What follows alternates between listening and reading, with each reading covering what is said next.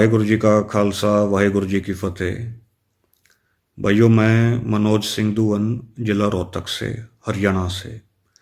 कल 21 फरवरी को पंजाब से जो हमारे भाई सिख सरदारी किसान जत्थेबंदियां खनौरी बॉर्डर होते हुए जो दिल्ली आना चाह रहे थे हरियाणा से होकर, तो हरियाणा पुलिस ने उनके ऊपर गोलियां चलाई। बहुत बर्बरतापूर्वक तरीके से गोलियां चलाई गई, जिसमें सिर में गोलियां मारी गई और थापी मार रहे थे पुलिस वाले हरियाणा के। अब मुझे नहीं पता ये किस जात बिरादरी से थे, लेकिन इतना जरूर है किसानों का खून इनमें नहीं था।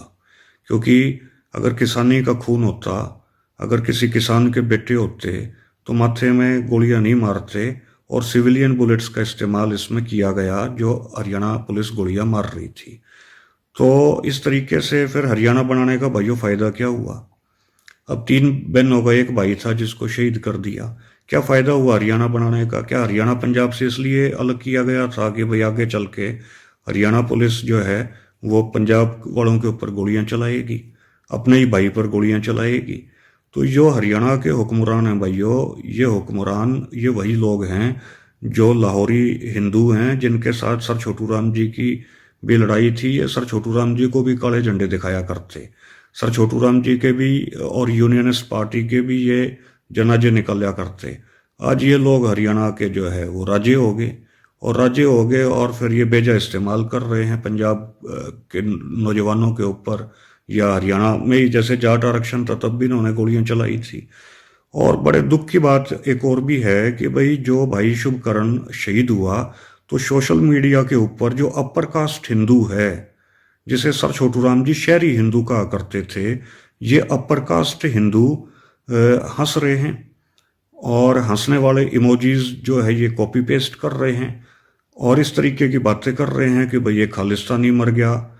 जो है भाइयों, असल बात ये है, इस बात को आज समझ लो चाहे कल समझ लियो, कि जब तक तुम हिंदू बने रहोगे ना, तो तुम अपनी ताकत को अपने दुश्मन को देते रहोगे। क्योंकि हिंदू धर्म के ऊपर जो कब्जा है वो पूरे तरीके से हिंदू धर्म के ऊपर वो ब्राह्मणों का कब्जा है। हिंदू धर्म के ऊपर कोई हमारा कोई प्रतिनिधित्व नहीं है, जाटों का, गुजरों का, सैनियों का, किसान जातियों का, शेड्यूल्ड कास्ट का। राम मंदिर में देख लो कितने एक भाई जाट बिठा रखे हैं। चंदा लेना हो तो फिर उड़े तो जाटा ने इकट्ठे कर लो।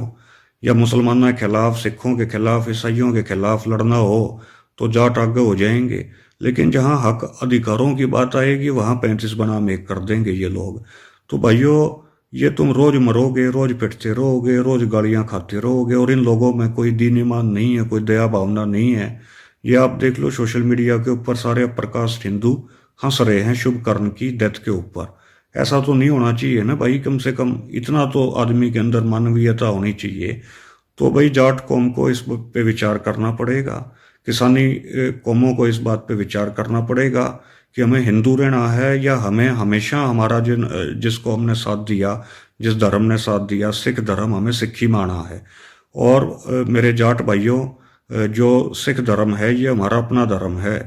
महाराजा रंजीत सिंह देख लो, महाराजा रंजीत सिंह जाट थे, बाबा बुड्ढा जी जाट थे, और जो है पंज प्यारे जो हुए जिसमें धर्म सिंह जी जाट थे। और वहाँ धन्ना भगत जी का हर गुरुद्वारे में सुबह शाम उनका उनका नाम लिया जाता है। गोपाल तेरा आरता, जो जन तेरी भगत करन थे, तिनके काज संवारता।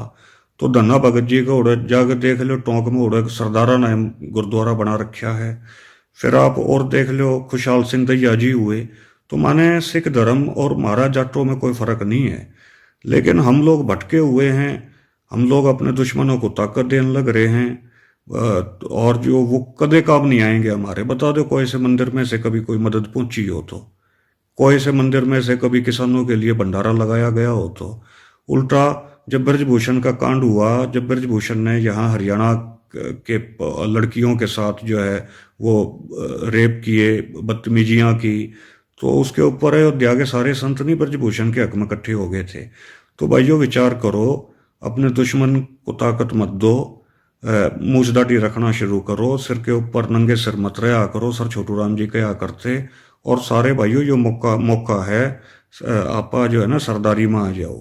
मजबूत सिख धर्म है और सिख धर्म में आओगे तो ही थारा उद्धार होगा, नहीं तो नुए रोज पिटोगे, नुए नुकसान होगा, नुए दुश्मन थारे ऊपर आसेगा।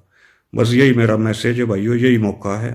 ये लोग तो खालिस्तानी हमें कह रहे हैं, झूठे सच्चे इल्जाम उस कौम के ऊपर लगाए रहे हैं जो सबसे ज़्यादा आज भी बॉर्डरों के ऊपर लड़ाई लड़ रही है।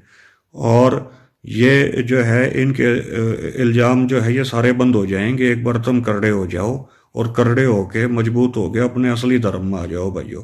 आना तो पड़ेगा, आज आ जाओ, जो कल आ जाओ, आना तो पड़ेगा। आज आ जाओगे तो फायदे में रहोगे, क्योंकि लड़ाई ईब ज़्यादा छिड़ रही है, ईब जो है ज़्यादा टाइम नहीं बचा। बस मेरे को तो यही कहना था। किसी भाई ने बात बुरी लगी हो वो भी, उसके लिए भी मैं माफ़ी चाहूँगा, पर भाई दुख दुख होता है तो फिर बात कही भी जाएगी। धन्यवाद। वाहेगुरु जी का खालसा, वाहेगुरु जी की फतेह जी।